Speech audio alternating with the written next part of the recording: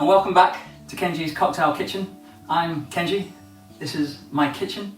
I'm a consultant in the luxury drinks industry globally, and I'm doing a series of videos demonstrating how to make great looking and great tasting cocktails at home. All brought to you by my good friends at MONIN. I want to look at the two cocktail capitals of the world, arguably New York and London. It's a great history from each in terms of drinking and prohibition and cocktail bars and hotel bars that have made drinks famous. So I'm going to make 4 drinks that connects these two cities together, nylon, New York to London. The 4 drinks are going to range. I'm going to start off with an easy. I'm going to end up getting complex and bringing a few other flavors, but I want to use ingredients that are really simple, you might already have at home, just looking at simple balances between the two. And all 4 drinks are going to be made with gin. Gin's had a huge resurgence here in the UK over the last 2-3 years. It's really made a boom and there's lots of new gins out there. So I'm going to use 4 different gins in these drinks. And it's always going to be twists on the sweet and the sour base of the gin, using syrups to change some of the flavors and to make classic cocktails. So the 4 cocktails we're going to make, are the Tom Collins, the Clover Club, the MarTEAni, and the White Lady. So 4 drinks connecting New York and London. Whew. So that was the introductions. Let's get started on the drink. So the first drink they're going to make for you, as I said, I'm going to make 4 from New York and London. The first one is going to be the Tom Collins. A drink so famous, it's got a glass named after itself. Any tall highball glass is often referred to as a Collins glass because of the drink that's in it. Its origins are torn between New York and London in terms of its origin story. Some people say that it was a John Collins from a hotel in London in the 19th century that created this drink. Others say it was a Mr. Collins in a tavern in New York in around 1873. And the Americans would claim history through the great Tom Collins hoax that they used to play in those days in a tavern, and someone would come in and you would mention that their name had been placed in a bad standing by this man who was bad-mouthing you. He was Tom Collins, but he's just gone to another bar across the other end of town, sending that person scampering off to create their honour or hold their honour in place. But being connected to London, I'm just living outside of London here in my kitchen. I've been with London in around 30 years, in and out of the bars and the brand ambassadors and the cocktails and the scene, watch that scene grow. So I'm going to be focusing this particular drink and I'm going to twist it with a very British flavour, elderflower. I mean, the Tom Collins is as simple as a lemonade with spirit, with gin in, although it's very easy to twist it round. I mean, there's a whole family of the Collinses drink, from Tom, John, Joe, Jack, Pierre, depending on the different spirit that you put into it. So I got my glass, my Collins glass. I'm going to fill it with ice. I'm going to use nice big cubes of ice, as I've always done. Ice is so important in a cocktail. So tall glass, lots of ice, and I'm basically going to be making a lemonade and adding the gin. So I'm going to need, in a lemonade, obviously fresh lemon juice and sugar. The sugar, I'm using sugar syrup to get consistency and flavour. So MONIN's perfect for that, bringing that easy balance into play. So I could use the regular sugar, the pure sugar cane, with the lemon, top it up with soda, but as I said, I want to bring in some flavours, which is great about having a range. So I'm going to use the elderflower. The elderflower has obviously got a lot of floral sweetness to it. It's native from the UK. It's got a great history in terms of the flavours, and the flowers used to be medicinally. It's got a lot of vitamin C in there. So I'm basically making a lemonade, equal parts lemon juice and MONIN elderflower syrup. So 1 part lemon juice, fresh, 1 part MONIN elderflower syrup. Gonna add my gin. Gonna be using a Weisshorn gin I got in a cocktail kit from the Gibson. So I'm gonna add 2 parts Now, if you've got a jigger, you can measure it out, or if you're using by eye, as I've done in other episodes, use a egg cup, about 50 ml, 2 parts of gin. And I'm going to top that up with sparkling water. Nice and simple. Using a bar spoon, stir it all down. My favourite bar tool is the bar spoon. It's just so useful. Nice, long, refreshing lemon zest as my garnish. So there's my Tom Collins. Gin, MONIN Elderflower, cordial, fresh lemon, soda. Was it invented in London? Was it invented in New York? Let's agree to disagree. Great drink, long, refreshing. Nice. So that's the first of 4 done. Not bad in the timings. Moving on to the Clover Club. So basically the Clover Club, you start with Collins, you take out the soda and you replace it with egg white. Instead of elderflower or regular or standard sugar syrup, I'm going to use raspberry because the Clover Club is all about the raspberry syrup. Now this drink, Cheated a Little, was actually born and created in Philadelphia, or made famous there. There's a drinking, this is pre-prohibition where they were drinking it. Back then the recipe had vermouth. We've kind of taken out of the vermouth out of the Clover Club recipe since then. But the story goes that a manager from Waldorf Astoria, was it the owner, liked the drink and he brought it back to New York across the hotels. And the first written published cocktail recipe for it's in the New York press in 1901. It kind of became really popular and then died out as other cocktails came into stronger, hard-hitting cocktails. So the Clover Club kind of disappeared. And it was Dave Wondrich, a cocktail historian, that kind of brought it back. And then Julia Rayner made a bar, the Clover Club, in Brooklyn, and then it came back into resurgence. So we're going to make this drink. We're going to dry shake it, which means we're going to use egg whites and we're going to shake it without ice. So I'm going to use Tanqueray 10. Flavour really carries through with the strength, and I've worked with Tanqueray 10 a lot in there. So 2 parts.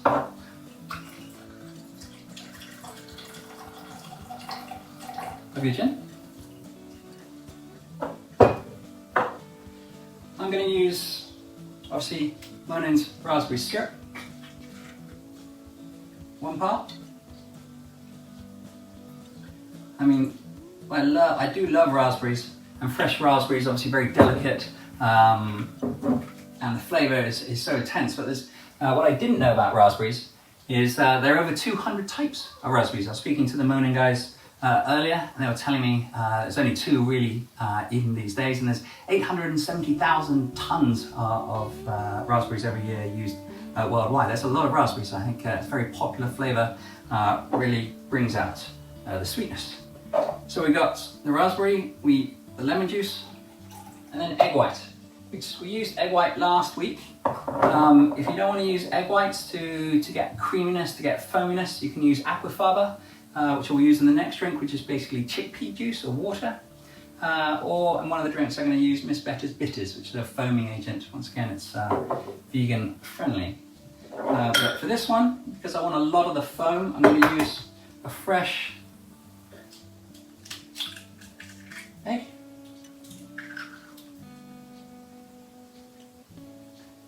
There we go. Whoop. So I'm going to shake that together.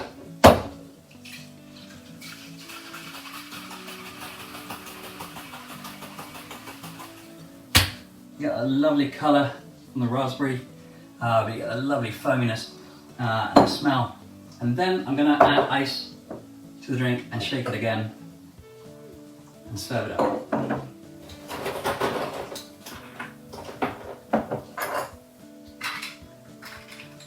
Got my glass, chilling that down.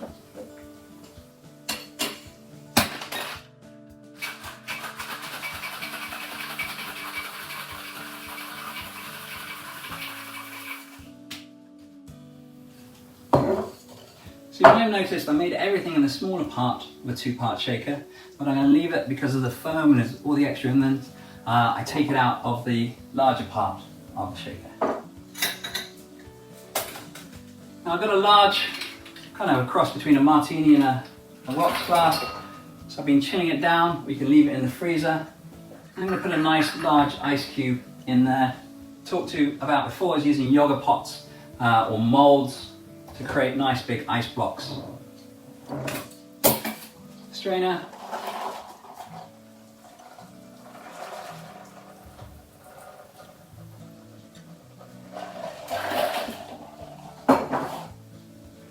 And then garnish with my raspberries.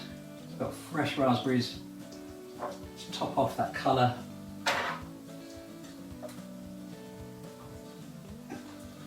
Ooh. I'm actually going to have a little try. I realise that I haven't tried my Tom Collins. I love that elderflower flavours that come through, so British. Clover Club.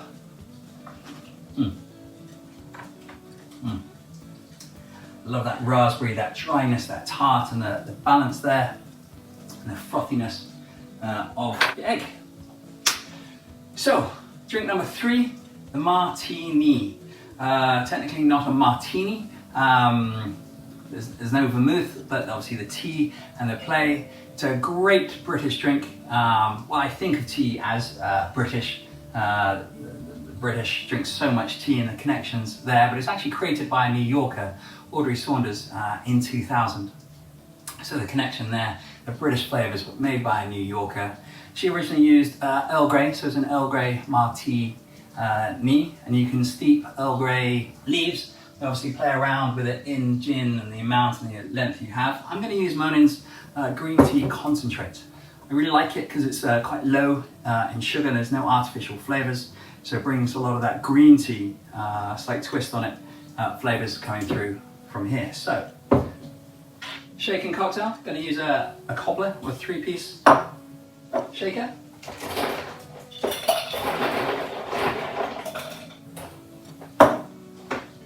I'm going to use Gordon's Distiller's Cup gin for this one. Gordon's for its Britishness to add to the complexity of the New York-London connection. So 2 parts gin, 1 part of MONIN's Green Tea Concentrate. So because it's got less sugar than the regular MONIN syrups, you can add a dash more. It depends how you like your tea, how much sugar that you like. I thought I might bring a New York connection. I thought, what flavours remind me of New York? And obviously you get the donut flavour. So I'm just going to add a dash. I know I haven't put it in the official recipe. Just a little dash of the MONIN as a nod to kind of New York flavours for the MarTEAni. Lemon, 1 part. And then this time I'm going to use the foaming bitters, which is why I'm not doing the dry shake in this one.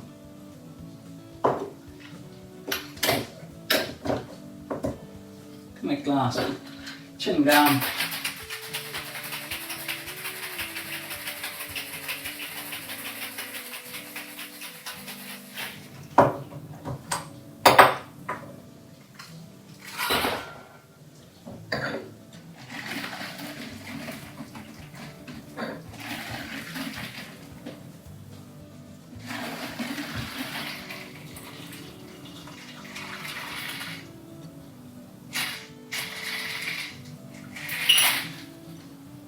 Then I'm going to use fresh lemon, create a zest. I'm going to use a potato peeler.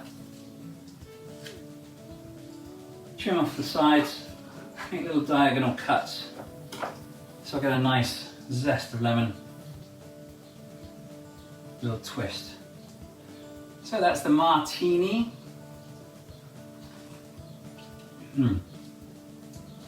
British flavours with the tea. We got New York flavours with a little dash of the donut in there, created by a New Yorker, the Earl Grey MarTEAni. So we've done the Tom Collins, we've done the Clover Club, we've done the MarTEAni. We're going to finish off with a drink called the White Lady. So another served straight up drink. Also, it's a shaken drink. I'm going to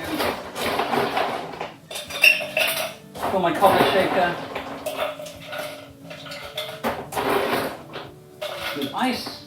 For this drink, I'm going to use Jinzu It's a British gin with Japanese flavours. I know the White Lady is a very popular cocktail in Japan, so just making that connection. 2 parts gin. For this one, the drink would normally have triple sec in it, but I'm going to switch it out for Paragon. I love Paragon. It's a range of luxury cordials. You get the 3, each one an individual pepper flavour. So you got Timor berry from Nepal, the rue berry from Ethiopia, and the white penja. Obviously, white with the White Lady connects very well. But you get it's a cordial, so it's got sweet and sour. So the sour element actually comes from gluconic acid. Lovely mouthfeel. So I'm going to replace the triple sec with 1 part of the Paragon. The sweetness with the MONIN Magic in there. And the CO2 super extraction to get the flavour of the pepper that Alex Retainer with MONIN discovered in Cameroon, and mix it with the gluconic acid to create an amazing cordial. And then lemon. So I've added 2 parts gin, 1 part Paragon, and ½ part of my lemon juice. This is where I'm going to use aquafaba, clear in colour to keep the drink as white and shining as possible, without the texture of the egg white, still creating the foam.